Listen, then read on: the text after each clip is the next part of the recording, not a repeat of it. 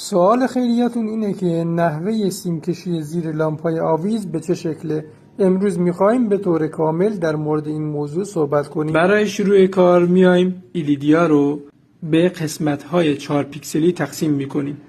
سپس اونا رو به صورت سری یعنی مثبت به منفی کنار همدیگه قرار میدیم.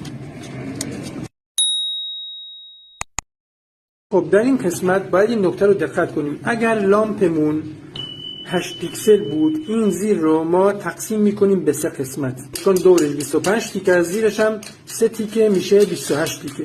اگر لامپمون 12 پیکسل بود، این قسمت رو ما تقسیم میکنیم به 2 قسمت، یعنی 3 تا 4 پیکسل 3 تا 4 پیکسل. اگر لامپمون هم 16 پیکسل بود، این زیرش 4 تا میخوره که دورش 27 تاست، زیرش میشه 28 تا. برای شروع میایم این مثبت ها رو از یک طرف کلن میایم لحیم کاری میکنیم، در طرف مقابلش هم منفی ها رو. خب در این قسمت ما این وسط کار رو هم مثبت و منفی رو با هم دیگه لحیم کاری میکنیم. خب در این روش میایم این قسمت رو منفی ها رو، تمام منفی ها رو به هم دیگه وصل میکنیم، دوتا. ببینید این دوتا با هم دیگه، ببینید. خب در این قسمت باید دیگه اتصال قطع بشه. خب بعدی این دوتا منفی رو هم با هم دیگه اتصال میدیم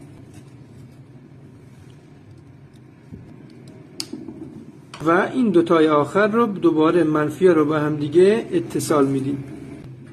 در قسمت مقابل مثبت ها رو هم مثل منفی ها دقیقاً این کار رو میکنیم، مثبت ها رو با هم دیگه اتصال میدیم. استفاده کردیم از این روکشا که اتصالی با هم دیگه نداشته باشن.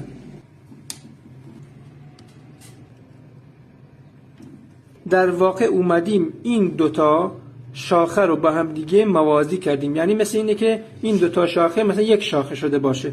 خب حالا ما این دوتا شاخه‌ای که یک شاخه شده و یا موازی شده رو باید با هم دیگه سری کنیم.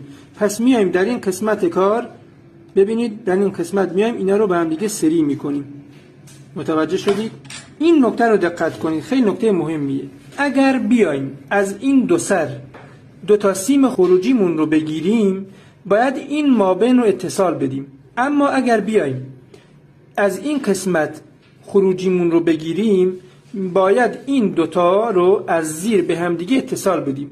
حالا ما میایم این دوتا رو با هم دیگه اتصال میدیم و از این دوتا برای قسمت پایینمون سیم میگیریم. ببینید این دوتا رو ما اتصال دادیم. این نکته خیلی مهمه. خب برای این کار ما نیاز داریم به این که یک دونه سیم مسی داشته باشیم که میایم اون رو لحیم خور میکنیم و بعد در این قسمت میایم اتصال میدیم. ببینید اول اونو میذاریم داخل، بعد اینکه در این قسمت به این صورت، ببین این نکته رو دقت کنید، این لبه سیم نباید برخورد کنه به این لبه الیدی. ببینید با این دقتی که الان این دوستمون داره انجام میده، تموم، اتصال برقرار شد. در طرف مقابل هم دقیقاً این کارو میکنیم. ببینید روی منفی میذاریم و دقیقاً اون رو اتصال میدیم به ایلیدیا. به این صورت سیمکشی قسمت پایین کارمون انجام میشه. اما برای اتصال این قسمت پایین ایلیدیامون به این شکلی که مشاهده میکنید، سیم منفیمون، ببینید سیم منفی که در این قسمت اومده باید اتصال پیدا کنه با شاخه ایلیدی مثبتمون.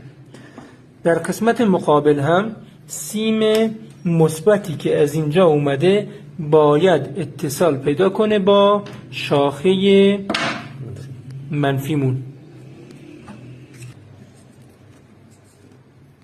خب در این قسمت سیم مثبتمون رو وصل میکنیم به شاخه منفیمون.